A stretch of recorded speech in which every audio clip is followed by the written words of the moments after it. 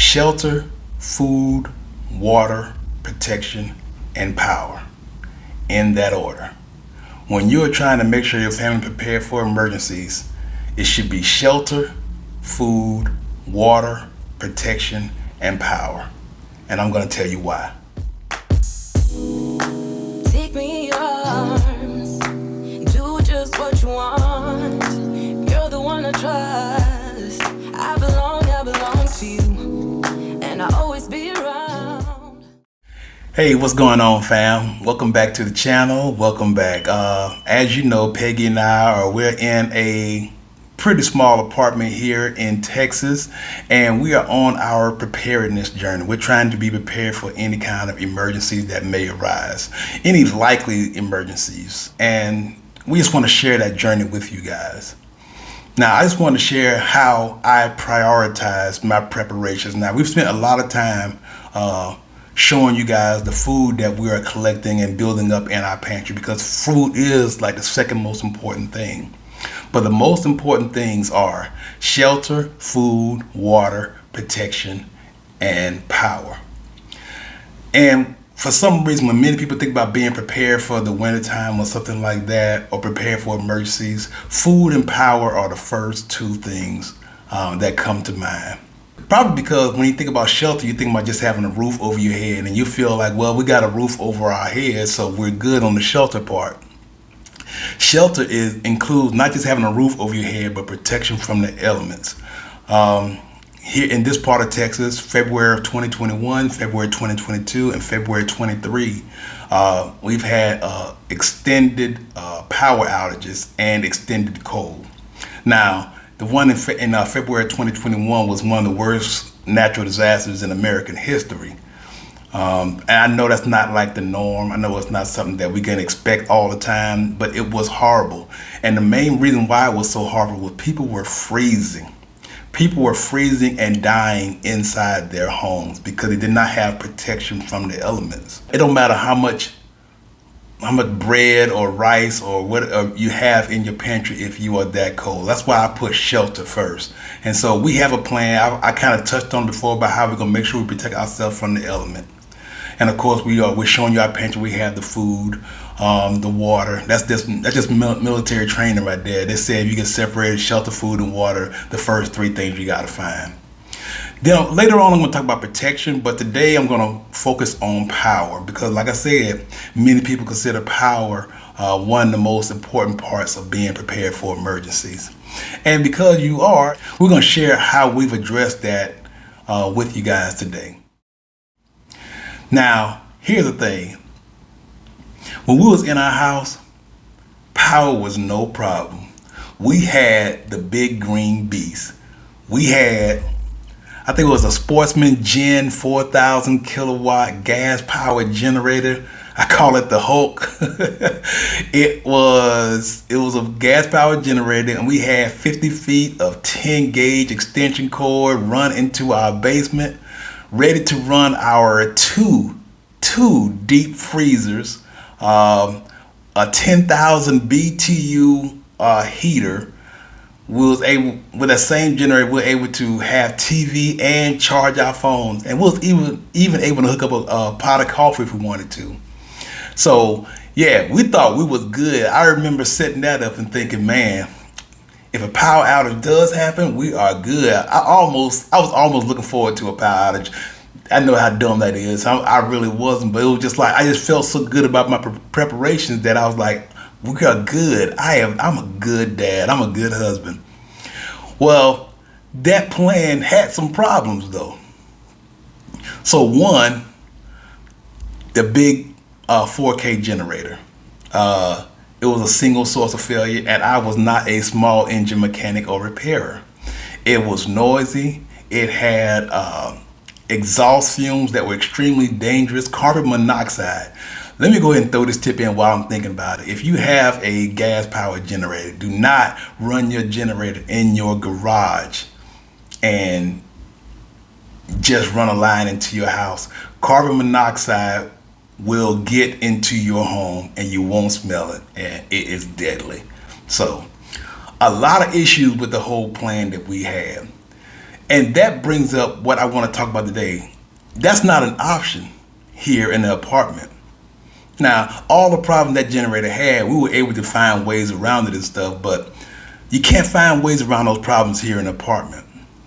So what do we do here? We have solar generators. Now, the reason why they're not just power banks is because with solar panels, you can actually generate more power. Now, a lot of power banks and battery banks, you plug them in for a few hours, you get a full charge, and that way when you need them, you can just plug something into it. Now, these actually generate power from solar energy too. So we got sent a couple of solar power generators from EBL, and I'm going to share with you guys about what we got, why we like what we have, and what we can actually do with them. So let me go ahead and show you what we got.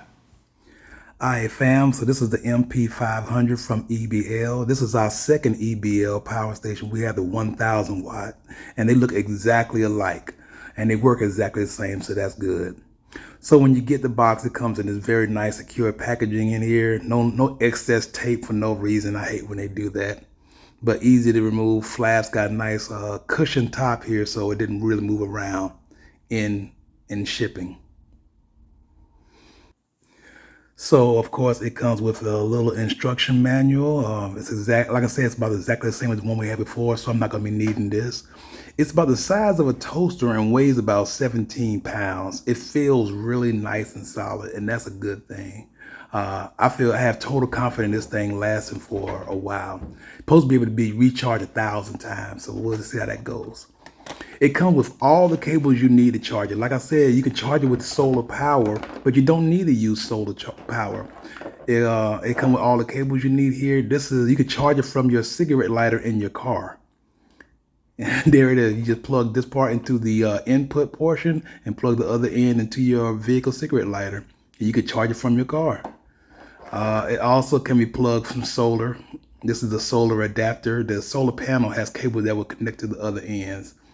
Super easy, 2 quick snaps and you're ready to go. And of course you could charge it from your home, the 120 volt input charger right here. Just hook the cable to the other side. You've seen these blocks before. Plug it in, and now you can charge it up on your home. Great flexibility here when you come to a charger. So I'm just going to go ahead and turn it on and see how much power it came delivered with. This one came with what, 53% power? That is pretty good, 53% power. So actually in emergency, we already have some power. And it's got this handy little light right here. Now listen to this. I want you guys to listen to how loud it is.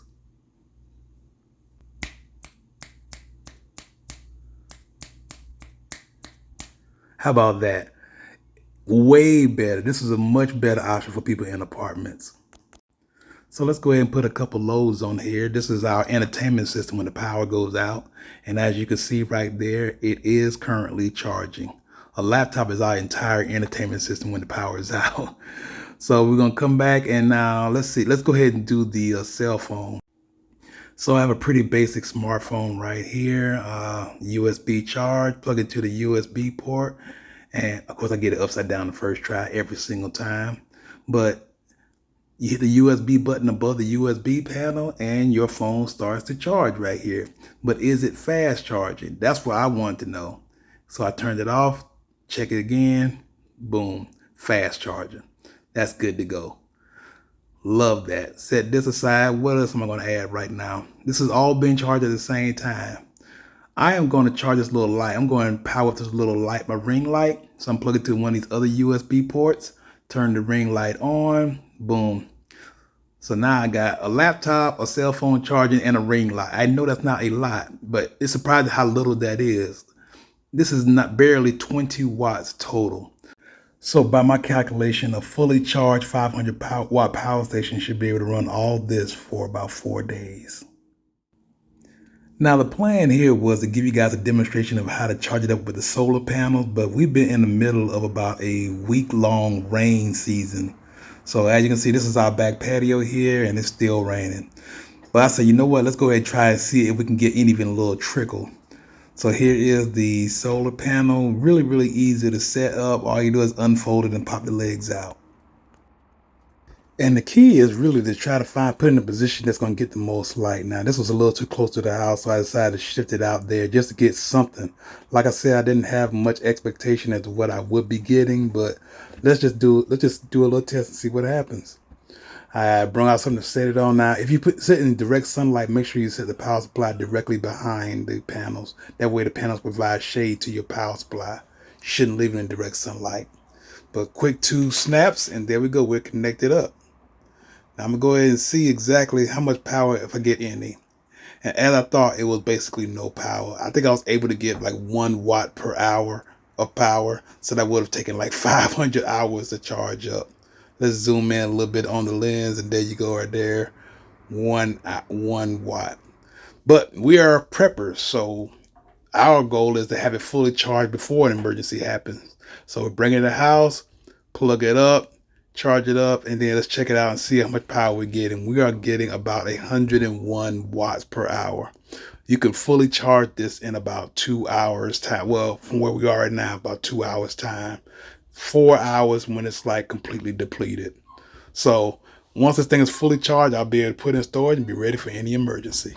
Now, I'm gonna say this. While I was shooting this video, I learned that 500, the MP500, is out of stock and on back order. Everybody wants the MP500, but Amazon has the 330.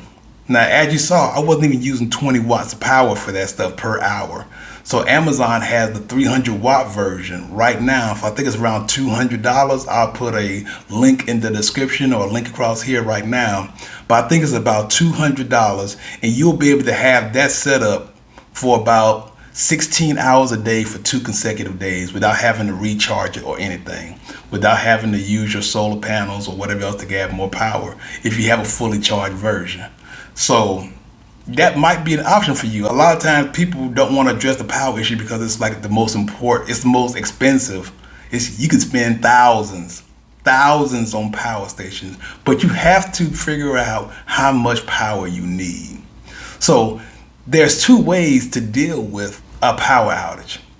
You can find alternate sources of power like we did with the solar power generators. But also you need to reduce your dependency on power. How much power do you need?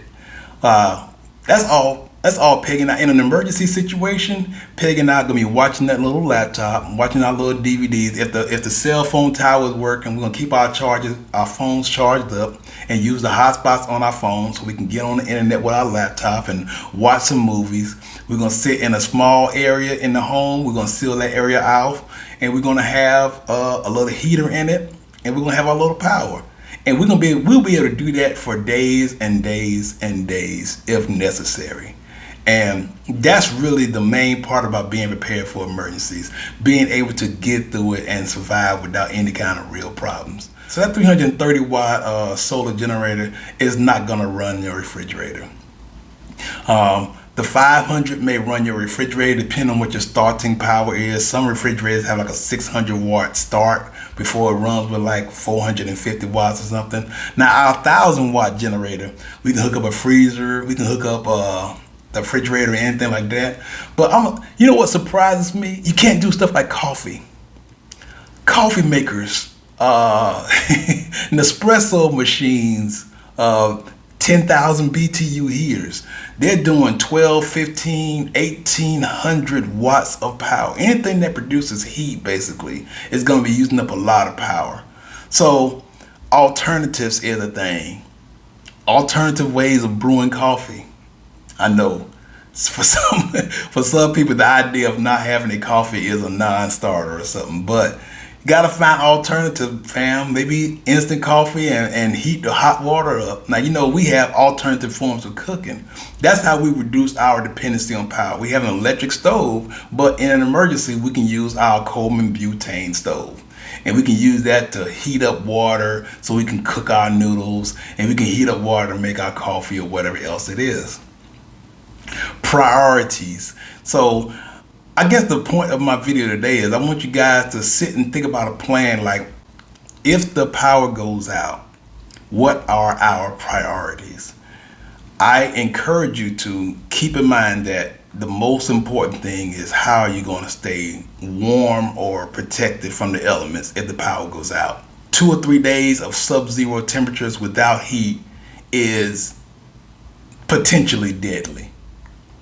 Potentially deadly.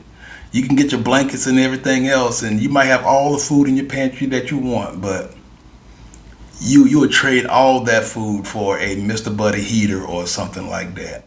So that's it for today's video, fam. If you decide to get one of these power stations, make sure you use the link in the description box below or in the first comment. I'm gonna have the first comment pinned. I did notice a difference between the 500 and the 330 EBL. The 330 did have a single outlet, a single 120 volt outlet instead of the 2 outlets like the 500 or the 1000 watt versions have. But we're talking about less than $200. That is a great addition to your pantry if you don't have any other options right now.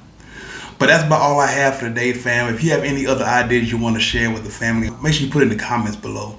We're all learning from each other, and there's always more we can learn. So I appreciate you guys working with us, and we'll just see you guys in the next video. So until then, we just want to remind you guys, they do something good for yourself and for others as well. Y'all take it easy, fam. Take me in your arms, do just what you want. You're the one I trust.